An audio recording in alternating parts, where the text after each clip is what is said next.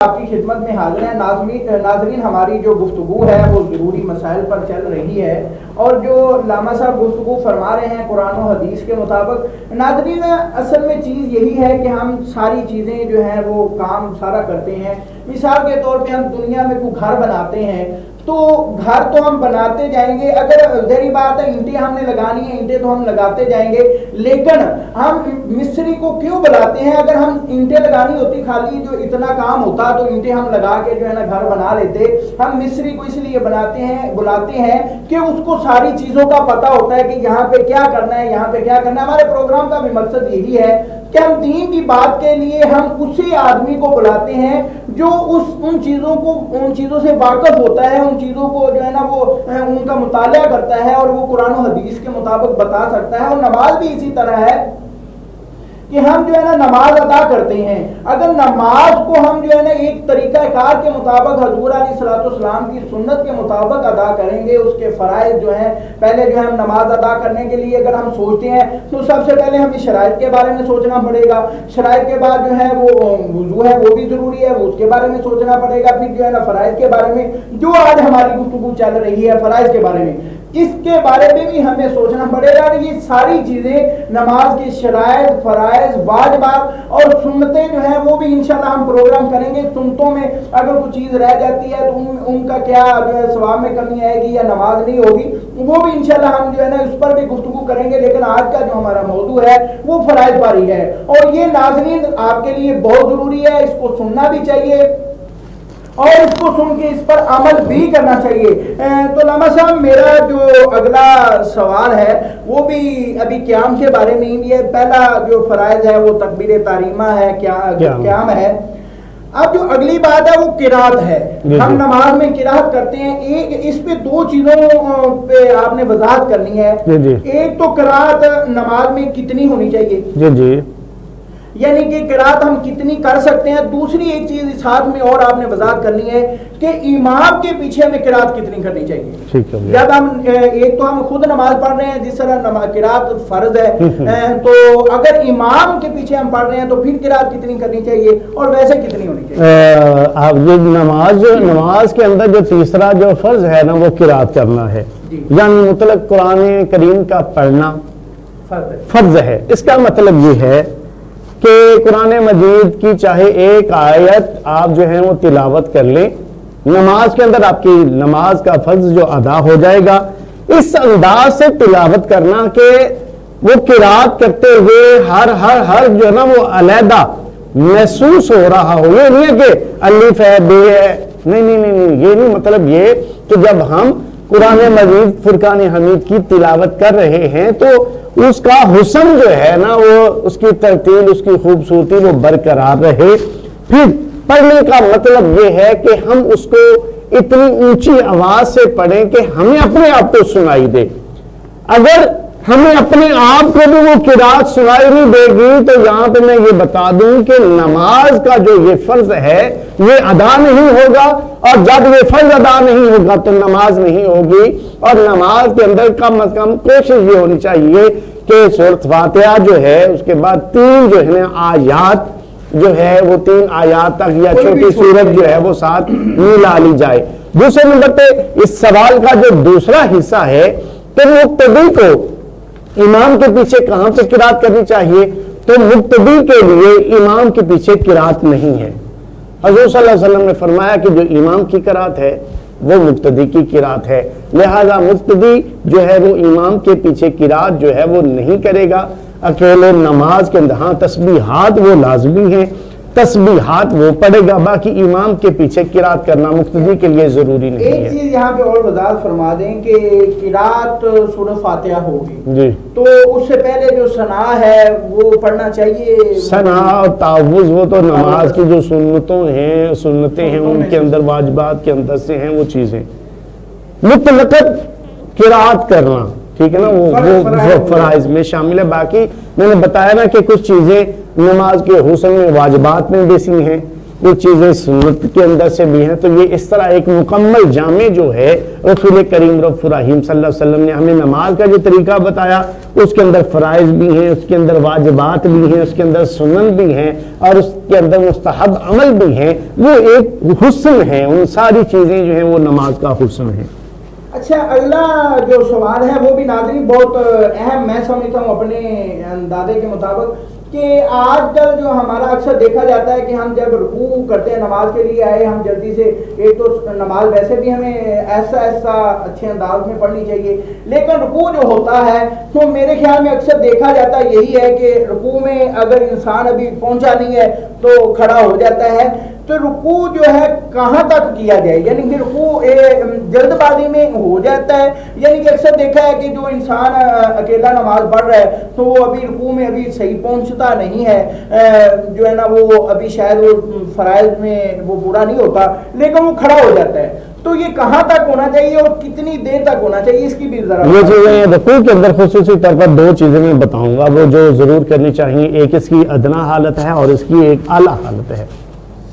ٹھیک ہے, ادنا حالت یہ ہے رکوع کے اندر کہ آپ کے ہاتھ جو ہے نا یہ جھک کر بس گھٹنوں تک پہنچ جائے. اچھا ٹھیک ہے, یہ اس کی ادنا حالت ہے. ٹھیک ہے, جو بندہ اس ادنا حالت کو بھی نہیں نہ کرے گا, بس ایسے جھکا اور واپس آ گیا, تو رکوع جو ہے نا وہ ادا نہیں ہوگا. اور اس کی اعلیٰ جو حالت ہے وہ یہ کہ انسان کے گھٹنوں تک ہاتھ بھی اور اس کی جو سرین ہے, اس کا جو بیک حصہ ہے وہ انسان کا بالکل برابر ہونا چاہیے. یہ اس کی اعلیٰ حالت ہے.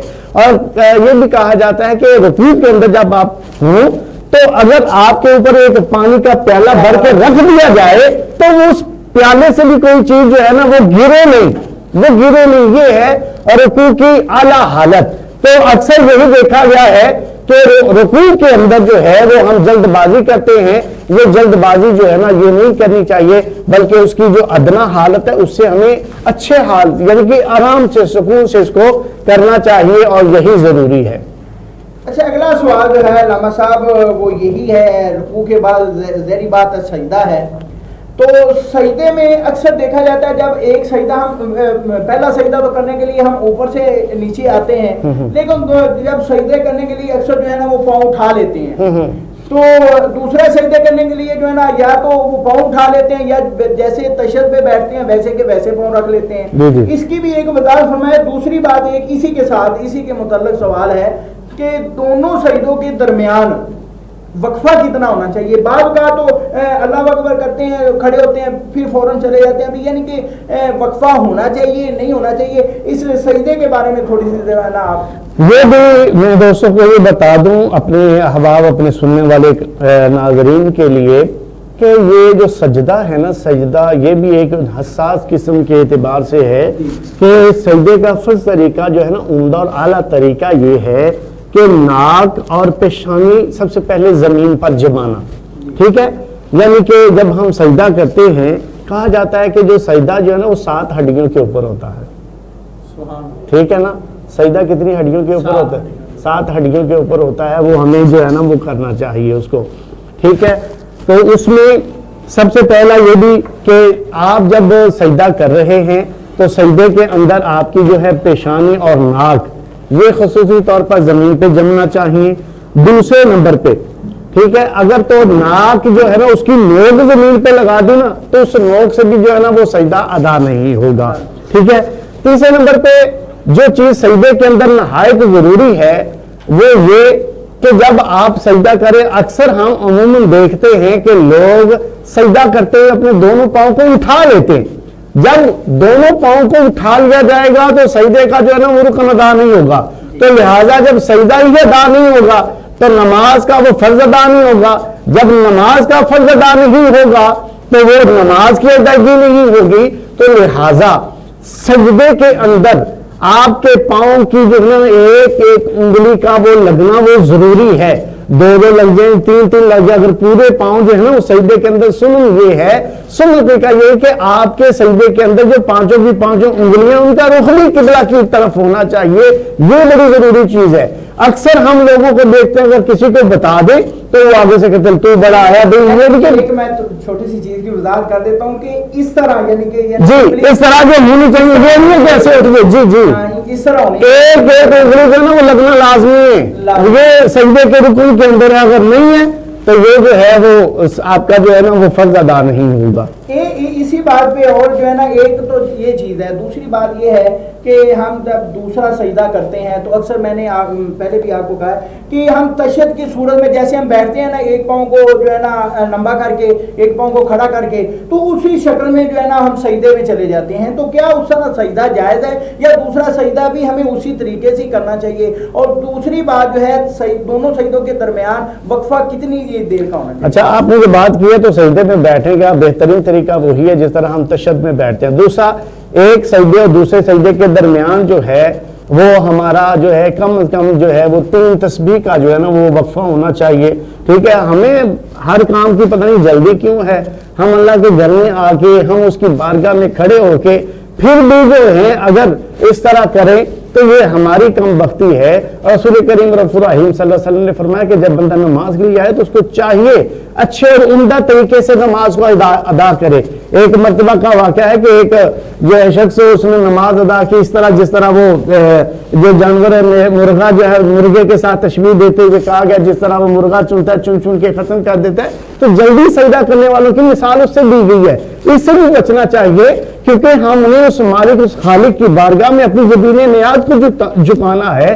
جو سمجھنے کہ جو سجدہ ہے نا یہ پوری نماز کی جان ہے کہ انسان اپنے پورے وجود کو اس مالک کی بارگاہ میں جھکا کے عرض کر رہا ہوتا ہے کہ مالک میں تیری بارگاہ میں ہوں, میں عاجزی کا اظہار کر رہا ہوں, اے مالک میرے اوپر کرم فرما. تو یہ وہ حالت ہوتی ہے جب ہم اس حالت میں نہیں جائیں گے تو ہمیں کب جو ہے وہ ساری چیزیں سمجھ جائیں گی. اس لیے ان چیزوں کا خیال رکھنا خصوصاً جو ہے وہ تکبیر تحریمہ میں ہے, قیام میں ہے اور رکوع میں ہے, سجود کے اندر ان چیزوں کا خیال رکھنا یہ بہت ضروری ہے. جی ناظرین بالکل جس طرح علامہ صاحب فرما رہے ہیں کہ اسی طرح ہی ہمیں نماز جو ہے ایک اچھے انداز سے ادا کرنی چاہیے. اکثر یہ ہوتا ہے کہ ہم جو ہے نا اکثر میں نے دیکھا ہے میرے جو ہے نا اپنی آنکھوں سے دیکھا ہے کہ ہم نماز پڑھنے کے لیے جاتے ہیں, اب ہم نے تکبیر کہی ہے تو 2 سیکنڈ بعد ہم جو ہے نا پتہ نہیں اتنی سپیڈ کیسے ہم جو ہے نا سپیڈ سے الفاظ بول لیتے ہیں, ہم جو ہے نا فوراً رکوع میں چلے جاتے ہیں سجود میں. جو نماز اگر عام روٹین میں بھی پڑھے تو 15 منٹ لگتے ہونا تو ہم وہ 5 منٹ میں نماز ادا کر لیتے ہیں. تو ناظرین نماز جو ہے وہ ہماری ہم پڑھتے صرف یہ نہیں اس لیے نہیں پڑھتے کہ ہم نماز پڑھنے جا رہے ہیں شاید اللہ تعالیٰ کی بارگاہ میں ہماری حاضری لگ جائے گی. نماز کو اللہ تعالیٰ کو نماز کی ضرورت نہیں ہے, ہماری نمازوں کو اللہ تعالیٰ کی ضرورت نہیں ہے. میں نے ایک جگہ پہ پڑھا تھا کہ جو اتنی سپیڈ سے تیزی کے ساتھ جو نماز ادا کرتا ہے تو قیامت والے دن جو ہے وہ جو نماز ہے وہ اس کے منہ پر مار دی جائے گی اور انہیں کہا جائے گا کہ اللہ تعالیٰ کی ذات کو جو ہے وہ آپ کی نمازوں کی ضرورت نہیں ہے, آپ کے قرآن و تلاوت کی ضرورت نہیں ہے. ہم نے جتنے بھی کام کرنے ہیں ہم نے اپنی خاطر کرنے ہیں. کیونکہ ظاہری بات ہے جس طرح بچے جو ہیں وہ ہم سکول پڑھتے ہیں جو ہے نا سکول کی تعلیم حاصل کرتے ہیں تو ہم جو پورا سال جو ہے وہ ایک امتحان کی تیاری میں لگے رہتے ہیں اور ہم اس کے ساتھ ساتھ جو ہے نا ایک چیز اور بہت اہم ہے کہ ہم اپنے بچے کے امتحان کے لیے اپنے بچے کو کامیاب کرانے کے لیے ہم بڑے پریشان رہتے ہیں. آج کل جیسے حالات چل رہے ہیں جو پیپرز کی وجہ سے پریشانی ہے تو بچوں کے ساتھ ساتھ والدین بھی پریشان ہیں. کیا ہے کہ ہمارے بچوں کا ساتھ ضائع ہو رہا ہے, ہمارے بچے جو ہے نا اچھا امتحان نہیں دے سکیں گے, لیکن جو آخرت کا امتحان کی تیاری کے لیے ہم دنیا میں آئے ہیں, جو ہم دنیا میں تیاری کرنے کے لیے ہیں, اس کا نہ تو ہمیں فکر ہے نہ ہمارے والدین کو فکر ہے. اور یہ چیز بہت ہی اہم ہے کہ اگر ہم دنیا میں آئے ہیں تو ہم کسی مقصد کے لیے ہیں. دنیا میں جو بھی چیز بنی ہے وہ کسی نہ کسی مقصد کے لیے بنی ہے, بغیر کسی مقصد کے کوئی چیز نہیں بنی. ہم بھی دنیا میں آئے ہیں تو ہم آخرت کی تیاری کرنے کے لیے آئے ہیں. اگر ہم آخرت کی تیاری نہیں کریں گے تو ہم جو ہے نا اگلے جو ہم نے آخرت میں جا کے امتحان دینا ہے تو اس میں ہم ناکام ہو جائیں گے. تو ناظرین ابھی علامہ صاحب سے ہماری گفتگو جاری رہے گی. ابھی وقت ہوا ایک چھوٹے سے بریک کا, بریک کے بعد دوبارہ پھر آپ کی خدمت میں حاضر ہوتے ہیں. زکی برادرز کی